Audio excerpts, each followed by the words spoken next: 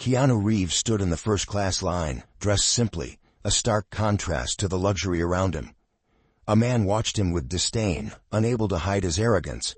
What happened next would leave everyone on that plane completely speechless, and forever change one life. Before we continue this story, let us know where you're watching from.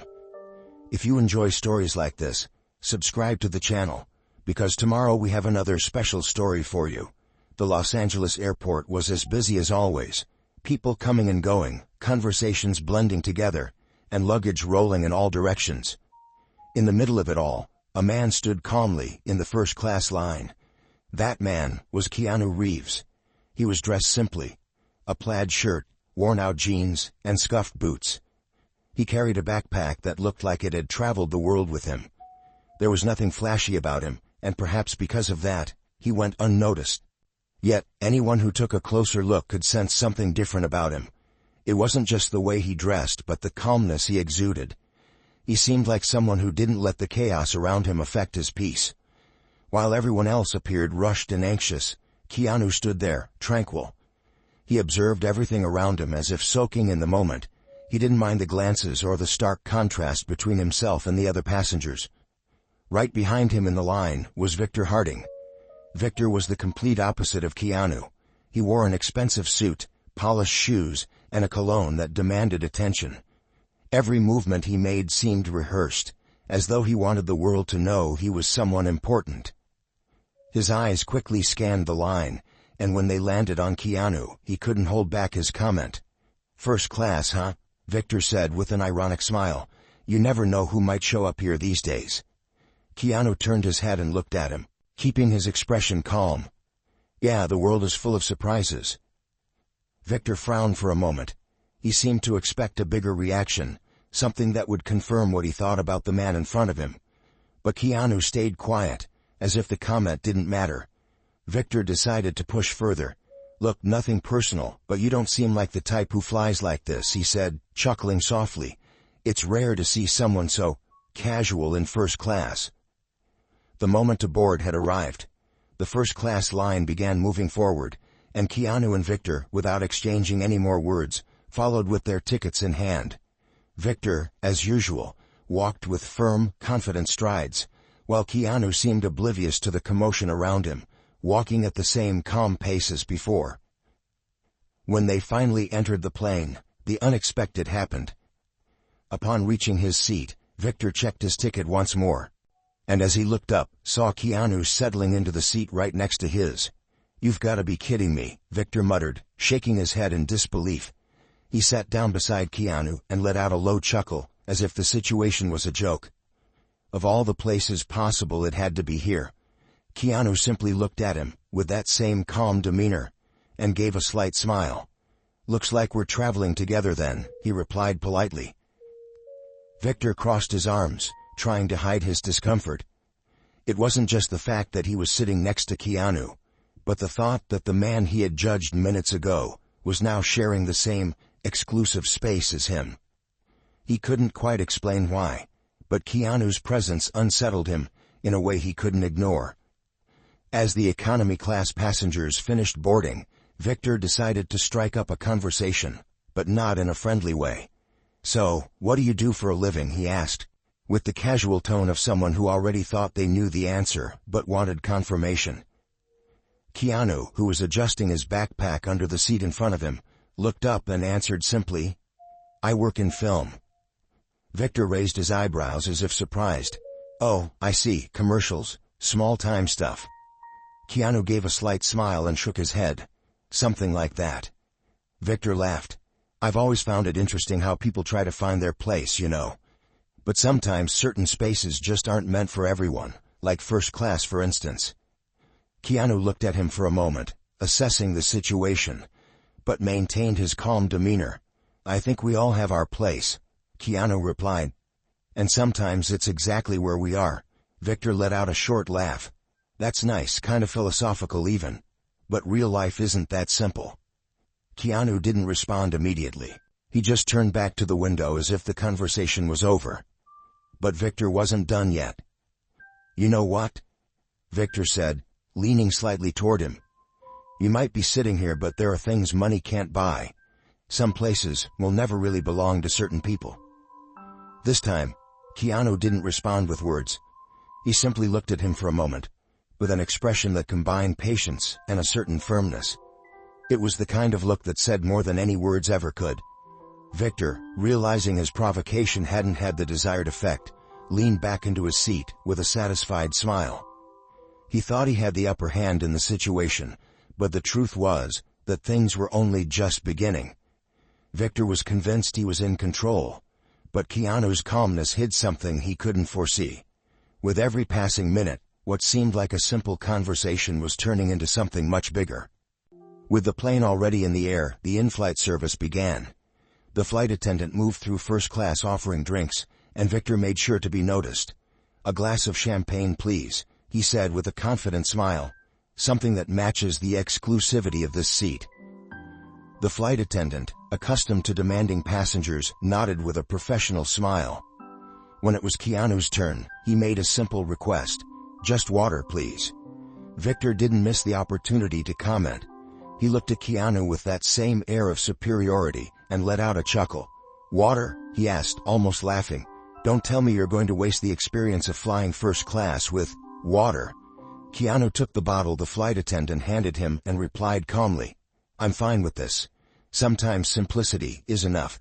Victor narrowed his eyes, as if trying to decipher the answer, but quickly decided to push back. "Yeah, I guess that works for people who settle for less. Not everyone is born to enjoy the best life has to offer." Keanu raised the bottle and took a small sip, not responding immediately. Other passengers began to notice Victor's provocative tone, but since Keanu appeared unbothered, no one intervened. "Maybe the best is different for everyone," Keanu finally said, with the same calmness as always. Victor didn't like the answer. He took a deep breath, trying to maintain control of the conversation. "Or maybe people who say that just never had access to what really matters. Some things are beyond the reach of certain people, you know." The flight attendant, who was serving another passenger, cast a discreet glance in their direction, as if considering stepping in. But she noticed Keanu was handling the situation well. He responded with nothing more than a slight smile, turning back to look out the window. Victor, on the other hand, didn't seem satisfied. He wanted to provoke more but was beginning to realize that Keanu was a difficult opponent to rattle. Victor was convinced he was winning the dispute, but for the passengers around them, his arrogance was becoming increasingly uncomfortable. While Keanu remained calm, Victor was about to face a reality that would completely change his views on people. The flight attendant returned to the section of the cabin where Keanu and Victor were seated. As she served another round of drinks, Victor decided to continue the conversation, or rather his string of provocations. "You know, life is like flying first class," he began, gesturing with his champagne glass. "You work hard, earn your spot, and then you get to enjoy it. But some people, well, it seems like they're only here because they got lucky." Keanu placed his water bottle on the seat tray and finally turned to face Victor. His gaze was calm, but there was something different in it now, as if he was ready to respond more directly. "Luck or hard work, we all end up in the same place when the flight lands, don't we?" Keanu said, his tone serene but firm. The passengers around them, who had previously been discreetly observing, began to pay closer attention. The cabin was almost uncomfortably silent.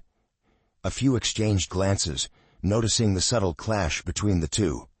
Victor smiled, clearly trying to hide that the response had hit him in some way. "Well, I wouldn't say that. Some of us are simply on a higher level. Not everyone understands the value of being here." Keanu leaned forward slightly, crossing his arms. "I think the value of being here," he gestured around the seat, "isn't about what you have, but how you treat others." The phrase hung in the air like an undeniable truth. Some passengers nodded slightly, while others exchanged approving glances. Victor, on the other hand, seemed uncomfortable. He tried to laugh it off, but his nervousness was starting to show. "That's a good one. First-class self-help philosophy.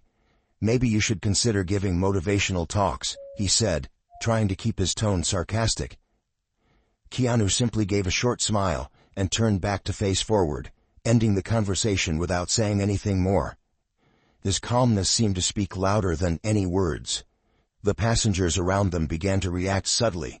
Some whispered to one another, while others looked at Victor with disapproving expressions. A couple sitting a few rows behind, who appeared to have recognized Keanu, remained silent, respecting his privacy but clearly admiring the way he handled the situation. Victor meanwhile began to notice he was being watched, and not in a positive way. His posture, once so confident, began to shift slightly, but he still wasn't ready to admit he had lost control. Victor thought he was winning the dispute, but the reactions around him told a different story. He didn't yet know that what was coming next would make him question everything he believed about status, power, and respect.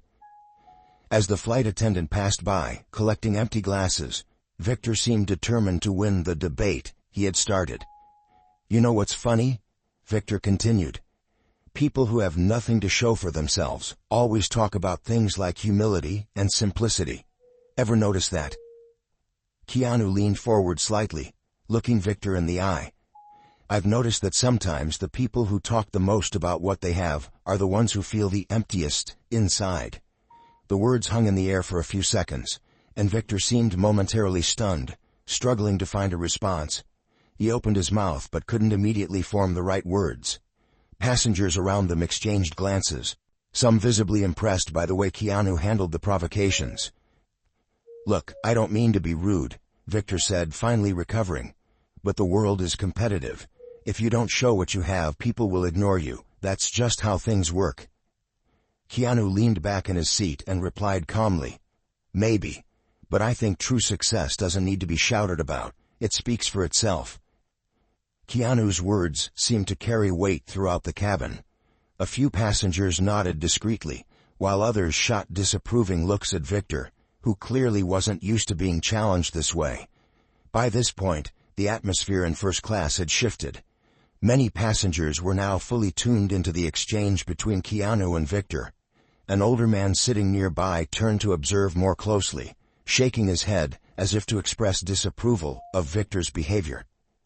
Victor, aware of the stares, tried to hide his irritation, but instead of backing down, he threw out another jab. "Cheap philosophy. It might sound nice, but the real world doesn't work that way." Keanu looked at him, still maintaining the same tranquil expression. "The real world is made by people, Victor. And in the end, how we treat others says more about who we are than anything else." Victor was visibly uncomfortable with the response. He glanced around, noticing that the passengers' attention was no longer in his favor. Some whispered among themselves, while others stared directly at him, their expressions ranging from curiosity to disapproval. Victor was beginning to realize that his strategy of dominance wasn't working. He thought he had the upper hand, but the impact of Keanu's words was changing the perception of the passengers, and perhaps even his own. The tension in the cabin was palpable. Victor crossed his arms, trying to mask the discomfort caused by Keanu's words, but his irritation was starting to show. Keanu, however, seemed unaffected by the atmosphere. He turned directly to Victor and broke the silence with a calm tone. "You know, Victor, I understand what you're saying. The world can be very competitive. But I've learned that sometimes the need to prove something to others comes from something deeper, an insecurity, an inner struggle."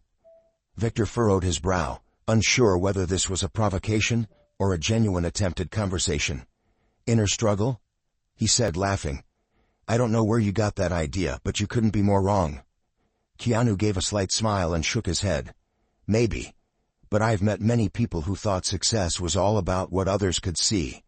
Deep down, they were just trying to fill something missing inside them." The words hit Victor in an unexpected way. He fell silent for a moment, fiddling with the wedding band on his finger almost absent-mindedly. But he quickly recovered his defensive tone. "That's not me. Everything I've achieved I worked hard for, and I don't need anyone telling me how to live my life." Keanu remained calm, as if carefully choosing his next words. He observed Victor for a few seconds before continuing. "I'm not saying you didn't work hard. I just think that sometimes we get so caught up in the idea of showing off what we've achieved, that we forget to look inward. Who are we without all of this?" Victor pressed his lips together, visibly uncomfortable. The question seemed to echo in his mind, but he wasn't ready to admit that it struck a chord. "Who are we?" he replied with a cynical laugh. "We're what we build. Without it, we're nothing." Keanu held his gaze, his expression now more serious. "I disagree. I think we're defined by what we do for others, not by what we accumulate, and in the end, the things we show the world matter less than what we carry inside." He pointed to his chest, and his words resonated throughout the cabin. Some passengers nodded subtly, while Victor appeared to struggle to maintain his composure. "That's easy for you to say," Victor said, almost rising from his seat. "You don't know anything about me.